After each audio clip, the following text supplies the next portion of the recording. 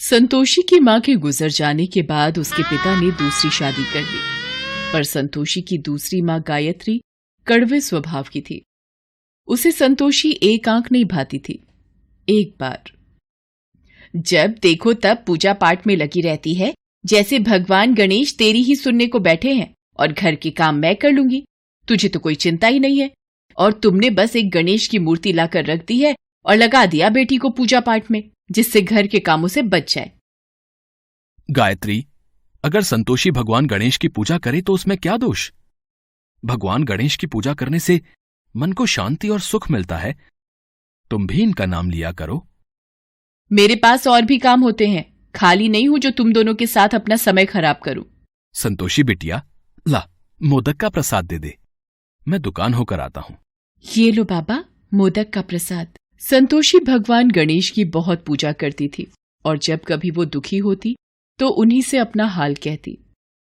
हे गणेश जी, माँ मुझसे इतना बुरा व्यवहार क्यों करती हैं? वो पूनम से तो बहुत प्यार से बात करती हैं, पर मुझे डांटती रहती हैं।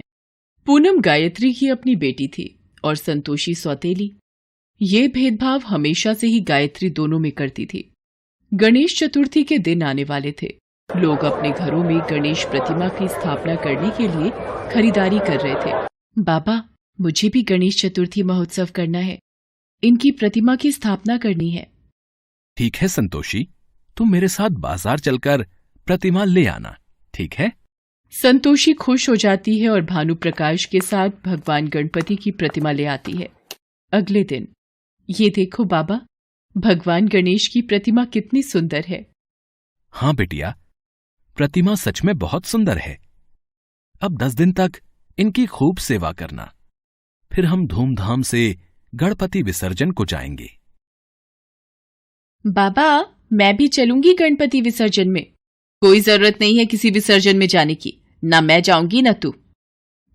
मैं भी देखती हूं तू गणपति विसर्जन कैसी करती है।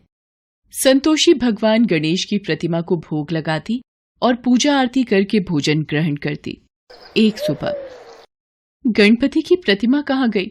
बाबा, मेरे गणेश की प्रतिमा यहाँ नहीं है, स्थान खाली है। बाबा, मेरे गजानन कहाँ गए? रो मत संतोषी, ऐसे प्रतिमा कहीं नहीं जाएगी। रुक, मैं देखता हूं। गायत्री, पूनम ने यहां गणेश जी की प्रतिमा रखी थी, पर अब नहीं है। मुझे क्या पता कहाँ गई, मैं ये सब देखती रही तो हो गए काम। बाबा, अब कल हम किसका विसर्जन करेंगे? बाबा, लगता है मेरे से कोई अपराध हुआ है जो गणपति नाराज होकर चले गए। लौट आओ भगवान, मेरे से यूं रूठ कर मत जाओ।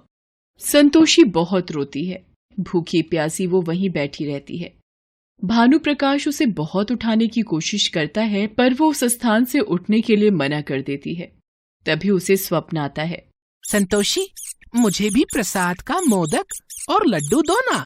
रुको चूहे महाराज, मैं आपको मोदक भी दूंगी और लड्डू भी। ये लो, पेट भर कर खाओ। अरे, ये प्रसाद कहाँ लेकर भाग रहे हो? रुको। अरे, ये तो उस बगीचे में जा रहा है। संतोषी का सपना टूट जाता है। वो बगीचे की ओर जाती है और मिट्टी खोदने लगती है। संतोषी, क्या हुआ बेटी? वहां मिट्टी क्यों खोद रही हो? बाबा, चूहा प्रसाद के मोदक और लड्डू लेकर यहाँ मिट्टी में चला गया, उसे निकाल रही हूँ। संतोषी जैसे ही मिट्टी खोदती है, संतोषी और भानु प्रकाश हैरान रह जाते हैं। बाबा, गणेश जी की प्रतिमा मिल गई, देखो। गणेश जी की प्रतिमा यहाँ बगीचे में कैसे? और ये हुआ कैसे? बाबा, अभी थोड़ी देर पहले सपने में एक चूहा मेरे पास आया और प्रसाद लेकर यहाँ भाग आया, और यहाँ मेरे गणेश की प्रतिमा मिल गई। गणपति बप्पा मोरिया, मंगल मूर्ति मोरिया। हे मेरे देवा, संतोषी पर अपना आशीर्वाद हमेशा बनाए रखना। अगले दिन संतोषी और भानु प्रकाश श्रद्धा भाव से गणपति विसर्जन करते हैं। जब वो घर वापस आते हैं, हे भगवान, मेरे पेट का दर्द नहीं जा रहा। जानलेवा दर्द है, कोई कुछ करो। गायत्री, डॉक्टर ने जो दवाई दी है वो तुमने खा ली है ना? अब आराम आ जाएगा तुम्हें। गायत्री का पेट दर्द बंद ही नहीं हो रहा था। सुनो जी, दर्द ठीक नहीं हो रहा, कुछ करो। भानु प्रकाश पास के हॉस्पिटल में भी दिखाकर आता है, पर सारी रिपोर्ट्स ठीक थी। गायत्री की बीमारी कोई समझ ही नहीं पा रहा था। दर्द से मेरी जान निकल रही है, मेरा दर्द बर्दाश्त के बाहर हो रहा है, मैं मर जाऊंगी जी। गायत्री, सब जगह तो दिखा दिया है, मैं क्या करूं? रिपोर्ट भी तुम्हारी कुछ नहीं कह रही। माँ, ये गणपति विसर्जन के प्रसाद का मोदक खा लो, पेट का दर्द ठीक हो जाएगा। इतने बड़े बड़े डॉक्टर देख चुके हैं, दवाइयां ठीक नहीं कर पाई और तू ये मोदक दे रही है। गायत्री, अगर संतोषी कह रही है तो थोड़ा मुंह लगा लो प्रसाद। गायत्री जैसे ही मोदक का टुकड़ा मुंह में लेती है, उसके पेट का दर्द बिल्कुल ठीक हो जाता है। ये कैसे हो सकता है? मेरे पेट का दर्द गायब हो गया। मैंने कभी भी भगवान गणेश पर विश्वास नहीं किया, पर आज उनके नाम का प्रसाद खाकर मैं ठीक हो गई और मैंने उन्हीं गणेश भगवान की प्रतिमा को घर के बाहर मिट्टी में छुपा दिया ताकि संतोषी पूजा न कर पाए, और आज इसी के हाथों से प्रसाद खाकर मैं ठीक हो गई। गायत्री, तुमने हमेशा संतोषी को अपने से दूर रखा। तुमने गणपति महाराज की प्रतिमा को उनके स्थान से उठाकर मिट्टी में दबा दिया। शायद भगवान ने इसी बात का तुम्हें सबक दिया है कि कभी भी किसी के साथ बुरा बर्ताव मत करो। संतोषी गणेश की भक्त है, इसके हाथों तो पानी भी अमृत बन जाता है। संतोषी बिटिया, इधर आ मेरे पास, अपनी मां को माफ कर दे। गायत्री संतोषी को गले से लगा लेती है। भानु प्रकाश और पूनम भी ये देखकर बहुत खुश होते हैं। गायत्री को अपनी गलती का एहसास होता है। सब मिलकर गणेश जी की पूजा करते हैं। गणेश चतुर्थी के उत्सव पर गणेश संतोषी के जीवन में खुशियां बिखेर जाते हैं। संतोषी की गणेश भक्ति का फल उसे प्राप्त हो जाता है।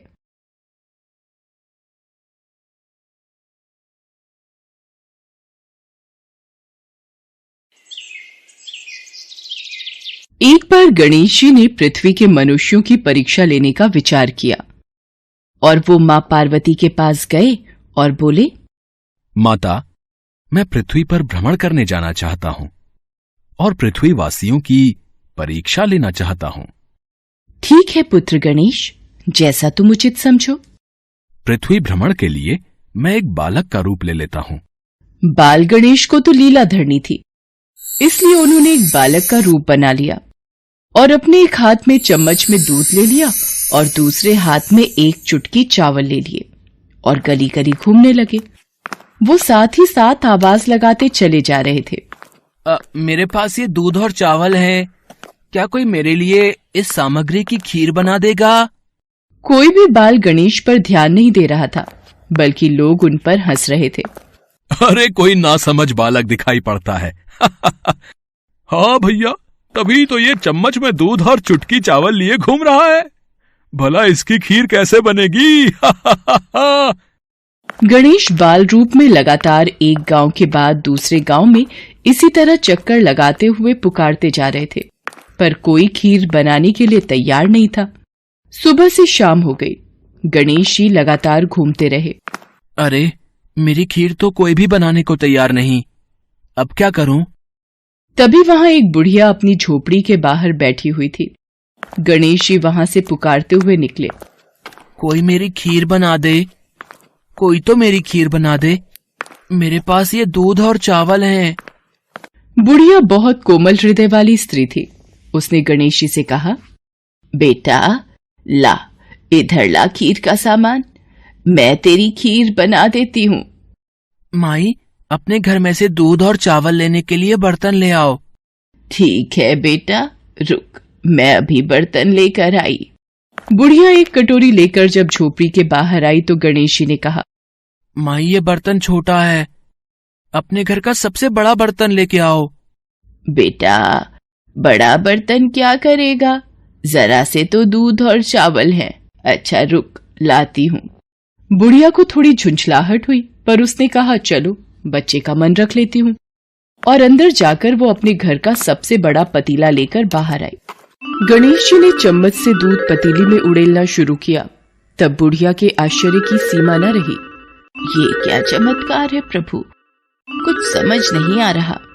बुढ़िया ने जब देखा दूध से पूरा पतीला भर गया है, एक के बाद एक वो सारे बर्तन झोपड़ी से बाहर लाती गई और उसमें गणेश जी दूध भरते चले गए। इस तरह से घर के सारे बर्तन दूध से लबालब भर गए। इसके पश्चात गणेश जी बुढ़िया से बोले, माई, मैं स्नान करके आता हूँ, तब तक तुम खीर बना लो, मैं वापस आकर खाऊंगा। बेटा, इतना सारा दूध और ढेर सारे चावल, भला मैं इतनी सारी खीर का क्या करूंगी? माई, आज तुम सारे गांव को दावत दे दो। मैं चाहता हूँ तुम्हारे हाथ की खीर का स्वाद पूरा गांव चखे। ठीक है बेटा, मैं गांव वालों को न्योता दे देती हूँ। बुढ़िया ने बड़े प्यार से मन लगाकर खीर बनाई। खीर की भीनी भीनी मीठी मीठी खुशबू चारों दिशाओं में फैल गई। खीर बनाने के बाद वो हर घर में जाकर खीर खाने का न्योता देने लगी। आज मेरे घर खीर का प्रसाद बनेगा, आप सब चखने जरूर आना। अम्मा, तुम इतने लोगों को खीर कैसे खिलाओगी? कुछ समझ में नहीं आ रहा। ठीक है अम्मा, हम आ जाएंगे। लोग बुढ़िया पर हंस रहे थे। बुढ़िया के घर में खाने को दाना नहीं और ये सारे गांव को खीर खिलाने की दावत दे रही है। चलो चलकर देखते हैं भाई, कौन सी खीर बुढ़िया माई खिलाने वाली है। चलो चलो। धीरे धीरे लोगों की भीड़ बढ़ने लगी। लोग खीर की खुशबू से खींचे चले आ रहे थे। सारा गांव बुढ़िया के घर में इकट्ठा हो गया। जब बुढ़िया की बहू सुमन को दावत की बात मालूम हुई, तब वो बुढ़िया के पास वापस आने से पहले ही वहां पहुंच गई। उसने खीर से भरे पतीलों को जब देखा तो उसके मुंह में पानी आ गया। ये माँ जी ने इतनी सारी खीर आखिर बनाई कैसे? पर अभी तो खीर की खुशबू इतनी अच्छी लग रही है कि कुछ और सोचने की जगह मन कर रहा है बस जल्दी से इस खीर को खा लूं। बहुत जोरों की भूख भी लगी है। खीर को देखकर सुमन के मुंह में पानी भर आया।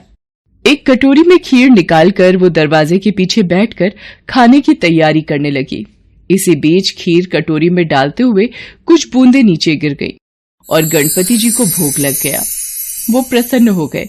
अब पूरे गांव को खाने की दावत देकर बुढ़िया वापस अपने घर आई तो उसने देखा, अरे बेटा, तू आ गया स्नान करके, खीर तैयार है। चल बेटा, मैं तुझे गरम गरम खीर परोस देती हूँ। माई, भोग तो लग चुका है। तुम्हारी बहू ने मुझे खीर का भोग दे दिया। मेरा पेट पूरी तरह से भर गया है। मैं तृप्त हूँ। अब तू खा, अपने परिवार और सारे गांव वालों को खीर खिला। पर बेटा, ये तो बहुत ज्यादा खीर है, सबका पेट भर जाएगा, इसके बाद भी ये बच जाएगी। उस बची खीर का मैं क्या करूंगी? माई, जो भी बची खीर होगी उसे रात में अपने घर के चारों कोनों में रख देना। मेरे कहने पर तुमने इतने प्रेम से खीर बनाई, तुम्हें गणेश की चमत्कारी खीर बनाने का मीठा फल अवश्य प्राप्त होगा। ये कहकर मानो वो बालक न जाने कहाँ गायब हो गया। इतनी देर में गांव वाले भी आ गए। बुढ़िया ने भगवान गणेश का ध्यान करके सब गांव वालों को खीर का प्रसाद बांटा। जब सारा गांव जी भर कर खीर खा चुका, तब भी ढेर सारी खीर बच गई। ये खीर बच गई, इसे चारों कोनों में रख देती हूँ। अगली सुबह बुढ़िया जब सोकर उठी, हे गणेश, हे गजानन, गणपति महाराज, ये मैं क्या देख रही हूँ? पतीलों में खीर के स्थान पर हीरे जवाहरात और मोती भर गए हैं।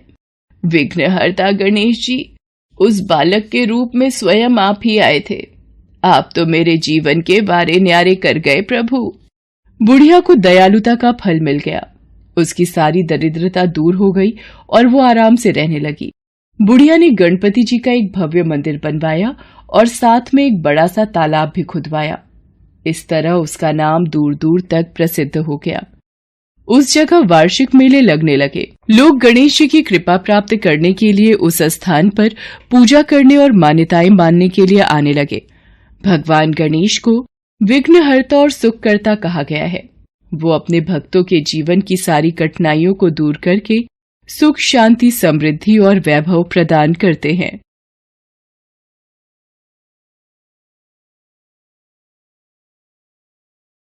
चंद नाम का एक व्यक्ति भगवान गणेश का बहुत बड़ा भक्त था। वह भगवान गणेश के बुधवार के व्रत रखता था। एक रात जब वह सो रहा था, तब भगवान गणेश उसके स्वप्न में आए और बोले, गणेश जी, श्रीचंद, तुम मेरे बुधवार के व्रत और पूजा सच्चे हृदय से करते हो। मैं चाहता हूँ तुम आने वाले बुधवार के दिन एक बालक को अपने घर भोजन के लिए आमंत्रित करके उसे प्रेम पूर्वक भोजन कराओ, जिससे तुम्हारे घर में सुख समृद्धि धन धान्य का वास होगा। श्रीचंद ने ये बात अपनी पत्नी निर्मला से कही। श्रीचंद की पत्नी निर्मला स्वभाव से बहुत कंजूस थी। वो कभी भी किसी को दान पुण्य नहीं करती थी। अजी, तुम भी क्या सपनों के ऊपर विश्वास करने लगते हो? ऐसे तो फिर हमारे भंडार भरे होते। अगर ऐसे ही रोजाना तुम्हारे दान पुण्य का कार्यक्रम चलता रहा तो जो थोड़ा बहुत घर में है वो सब भी लुटा देंगे। निर्मला, एक ही बुधवार की तो बात है, और फिर एक बालक को ही तो भोजन कराना है। एक थाली किसी को भोजन दे भी दिया तो तुम्हारा क्या बिगड़ जाएगा? ठीक है, बुधवार तो आने दो, देख लेंगे। श्रीचंद को पता था निर्मला फिर से इस शुभ कार्य के लिए आनाकानी करेगी, इसलिए वो उसे दोबारा याद दिलाता है। निर्मला, कल बुधवार का दिन है, तुम्हें याद है ना? हमें कल किसी एक बच्चे को भगवान गणेश के नाम का भोजन खिलाना है। तो तुम एक काम करना, कल जाकर किसी एक छोटे बच्चे को ले आना, हम उसे प्रेम पूर्वक भोजन खिलाएंगे। किसी एक बच्चे को ही तो खाना खिलाना है, बच्चा चाहे छोटा हो या फिर बड़ा, मतलब तो खाना खिलाने से ही है। यदि मैं बहुत छोटे बच्चे को खाना खिलाऊंगी तो वो खाना कम खाएगा। शाम के वक्त मैदान में बच्चे खेल रहे होते हैं, वहीं जाकर देखती हूँ, किसी एक बच्चे को कल भोजन के लिए आमंत्रित कर दूंगी। अच्छा, किसी छोटे बच्चे को भोजन खिलाने के लिए तुम इतना सोच रही हो? फिर तो मुझे लीला रचनी ही होगी। आखिर मेरे नाम का भोजन है तो मैं भला पीछे कैसे रह सकता हूँ? मैं ही तो आमंत्रित हूँ। शाम को जहाँ बच्चे खेलते थे, निर्मला वहाँ जाकर सबसे छोटा बच्चा ढूंढने लगती है। अब मुझे एक छोटे बच्चे का रूप ले लेना चाहिए। यहाँ तो बहुत सारे बच्चे हैं, देखती हूँ इनमें से कोई छोटा बच्चा मिल जाए। भगवान गणेश ने देखा कि निर्मला एक छोटा बच्चा ढूंढ रही है, तो उन्होंने भी एक छोटे से बच्चे का रूप ले लिया और वो सभी बच्चों के बीच खेलने लगे। निर्मला की नजर उस छोटे से बच्चे पर गई। वो रहा छोटा बच्चा। बेटा सुनो, कल तुम मेरे घर खाना खाने आ सकते हो। मैं तुम्हें भोजन के लिए आमंत्रित करती हूँ। यही पास में ही मेरा घर है, तुम अपने घर में पूछ कर आ जाना। ठीक है माँ, मैं कल भोजन के लिए जरूर आऊँगा। चलो अच्छा है, ये छोटा बच्चा मिल गया। ये जरा सा भोजन ही खाएगा, मेरा काम आसान हो जाएगा। अगले दिन जब भगवान गणेश जी छोटा सा बालक बनकर निर्मला के घर गए, तो निर्मला ने उनके सामने 2 पूड़ी और हलवा, थोड़ी सी सब्जी और थोड़ी सी खीर परोस दी। गणेश जी ने तो फटाफट उस भोजन को खा लिया और कहा, माँ, भोजन तो बहुत ही स्वादिष्ट बना है, पर अभी और भोजन खाने की इच्छा है। ऐसा लग रहा है मैं तो अभी भूखा ही हूँ। निर्मला, रसोई में से जाकर और भोजन ले आओ। लगता है इस बच्चे को भोजन बहुत ही स्वादिष्ट लगा है। छोटे बच्चे तो भगवान का रूप होते हैं। इस बालक को हमारे द्वारा परोसा गया भोजन पसंद आया है। ये हमारे लिए बहुत ही प्रसन्नता की बात है। अच्छा, कोई बात नहीं बेटा, तुम तब तक ये खीर खाओ, मैं और भोजन लाती हूँ। निर्मला बालक के सामने भोजन परोसती जाती और भगवान गणेश बालक रूप में भोजन को फटाफट खत्म करते जाते। मैं अभी भी भूखा हूँ माँ, मुझे और भोजन चाहिए। निर्मला कुछ भी समझ नहीं पा रही थी। जितना भी भोजन निर्मला ने बनाया था, गणेश जी सभी खा जाते हैं और फिर बोलते हैं, माँ, मैं तो अभी भी भूखा हूँ। निर्मला को गुस्सा आ जाता है। वह बोलती है, अब तुझे क्या दूं? जितना खाना भी मैंने बनाया था सब ले आई हूँ, तू तो सारा खाना खाता ही जा रहा है। निर्मला, मुझे तो ये कोई चमत्कारी बालक दिखाई पड़ता है, और फिर भी अतिथि तो भगवान का रूप होते हैं। हमें इस बालक की बात को मानना ही होगा। ये जैसा कहता है हमें वैसा ही करना होगा।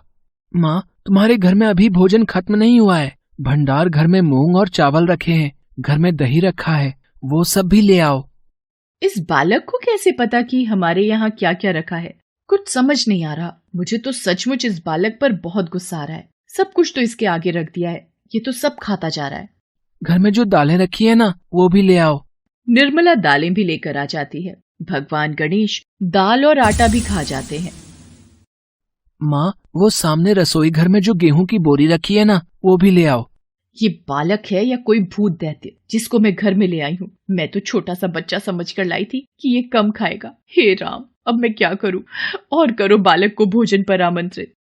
प्रभु, मैं जान गया हूँ कि आप इस छोटे से बालक के रूप में निर्मला को संदेश देना चाहते हैं, पर निर्मला सचमुच घबरा रही है। प्रभु, उसे क्षमा कीजिए।